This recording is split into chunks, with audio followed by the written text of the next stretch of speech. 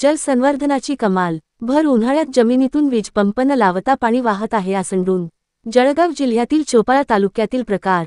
चोपड्याच्या उत्तर भागात असणाऱ्या सुंदरगढी भाग कायम कोरडवाहू राहिला आहे. जमिनीखाली दगड व जलसंवर्धन करायची इच्छा असली तरी संपूर्ण क्षेत्रफळात एकही नाला नसल्याने काहीही करता न येण्यासारखे क्षेत्र. मात्र विठ्ठल आफ्रो संस्थेने मागील 5 वर्षांपासून सुरू केलेल्या जलसंवर्धन प्रकल्पामुळे आता 4 किलोमीटर अंतरात भूगर्भातील पाणी पातळी सुधारली आहे. मागील वर्षी काही शेतकऱ्यांचे बंद पडलेले बोरवेल पुन्हा सुरू झाले.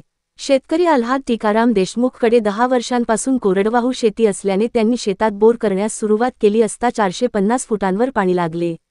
पाणी लागणे हे जेवढे विशेष होते त्यापेक्षा खालून आपोआप पाणी बोरमधून वीजपंपाशिवाय जेव्हा वर येऊन वाहू लागले तेव्हा सगळेच अवाक झाले व सगळ्यांचाच आनंद गगनात मावेनासा झाला.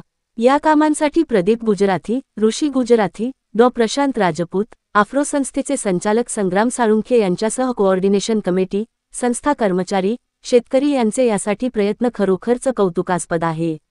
ओसंडून वाहणाऱ्या पाण्याला पाहण्यासाठी नागरिकांनी गर्दी केली होती. सतीश पाटील, दिव्य महाराष्ट्र न्यूज, चोपाळा.